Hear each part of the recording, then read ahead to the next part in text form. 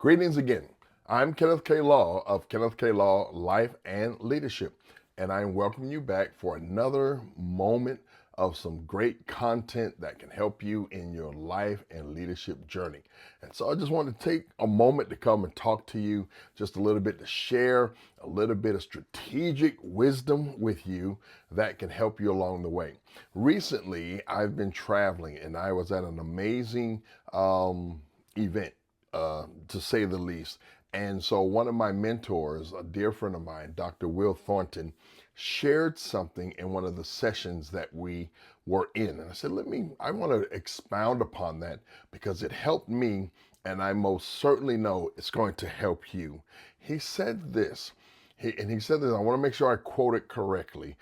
He says, when you are committed, you will make adjustments. But when you are only interested, you will make excuses.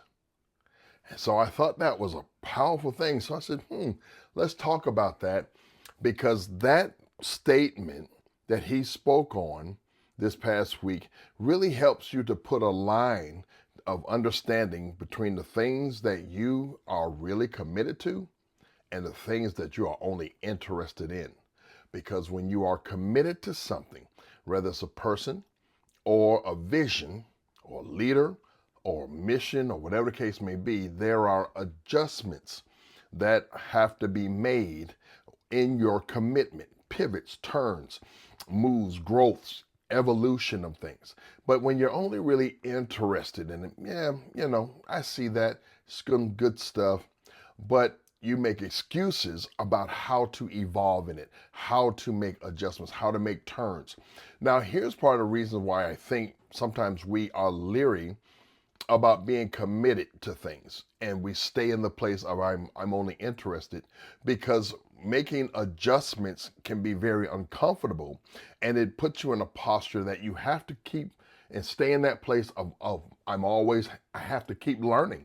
I have to keep evolving. And that is uncomfortable because sometimes once we get to a place where we feel we have arrived or we think we're doing good, here comes this moment that causes us to stretch, to make adjustments, to have to pivot, to have to think about a thing in a different way, and to possibly change our perspective. So sometimes we get challenged in that because we get to a place where we feel we've mastered, and here comes something to help us or really push us into another place with the thing that we're committed to. I want to encourage you, but also help you to become aware that in leadership, especially if you're committed to what you're doing and if you're committed to who and what you're a part of, there will always be adjustments that need to be made that you will make because of your commitment. Even in marriage, I'm committed to my marriage, committed to my wife. So even as we keep growing and the more we're around each other, we think we know each other, but because we're committed, we still make adjustments to one another and adjustments in life. And so in life and in leadership, there will be adjustments because of your commitment. But let's go on this other side here when he says where those who are interested will always have excuses. And that is true. When you have an interest of a thing, there's very little investment in the thing. Commitment requires investment. Interest requires no to little investment or no skin in the game, or you have not allowed yourself to put something in that you can't afford to lose. See, when you're committed and you're all in, you're like, I can't afford to lose. I can't take a hit on that. So let me make adjustments. But when you're only interested in a thing, you will always find a way to make an excuse of why you are not fulfilling that role, why you are not going after that goal, why you haven't written that book, why you haven't making an adjustment in that relationship because you're only interested. So the results are numerous and they're wide and they're deep. And so that statement will help you make a line. What are you committed to And what are you only interested in? Because whatever you're committed to, that's where you will willingly and intentionally and sometimes painfully make adjustments. But the things that you are only interested in, you will always find a way to make an excuse. And so you got to think about that. Think about that. I want you to think about that. I know I'm thinking about that of what I'm committed to and what I'm only interested in. And even though it gets harder sometimes, I realize, listen, I'm committed to this. I'm committed to this vision. I'm committed to this mission. I'm committed to this organization. I'm committed to this mentor, this leader, or whatever the case may be. I'm going to make adjustments because watch this. Here's another thing. I'm not only committed, but I also love what I'm a part of. Sometimes we don't love what we're a part of and we don't love what we're doing. And because we don't love what we're doing and we don't love what we're a part of, there's very little commitment at all. But when there is love a part of what you're doing and a passion and a connection and a true desire to see this thing comes out well and come out right and comes out victorious, I'll make adjustments because of my love for it, my commitment to it. I cherish what I'm a part of. I cherish what I've been called to do. I cherish my purpose. I cherish my assignment. It's not easy, it's hard, but I'm committed to it.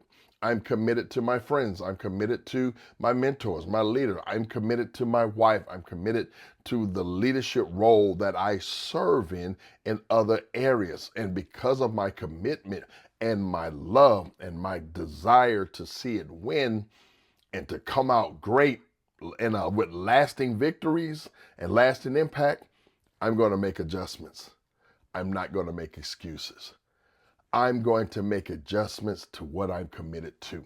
And so I just wanted to challenge you on here today. What are you committed to and what are you only interested in? And that will help you stop wasting time on things that are of no value to you. Find out what you're really committed to and stop wasting your time with the stuff you're only interested in and get into that place of commitment. Make those adjustments, make the pivot, do what you got to do so you can win. So the results are not just momentary, but they are lasting. They will impact your life in the greater. They will impact people's lives around you. So your commitment will help foster other commitments, cultivate commitments, drive commitments, set a culture of commitment. It starts with you, the leader. When the people see the leader is committed to this, the people will say, I need to be committed to this too. They're going to put their hands to this good work. But if you're a leader that is not committed, but only interested, then what's going to happen as you make excuses, your people, your team will make excuses too, because it's now culture. So now you got to make commitment culture. Make commitment culture. Have a culture of commitment for yourself, for your team, for your household, for your family. Be committed to the vision and the plan in your heart. And don't just be interested in getting better. Be committed to getting better so you can make the adjustments that bring better into your life. So I hope that helped you today. I'm excited for your journey. I'm proud of you. I'm in it with you. I believe in you, and I hope you can go forth today and do something great for yourself. Be committed, even if you got to be committed by yourself. No more excuses. Let's go for commitment. Let's be disciplined. Let's be driven. Let's be passionate. Let's be motivated about who we've been called to be, because it makes the world better. It makes people better when you are committed to the dream in you. So go forth and be who you've been called to be, and I'll see you soon. Once again, I'm Kenneth K. Law with Kenneth K. Law Life and Leadership. Talk to you soon.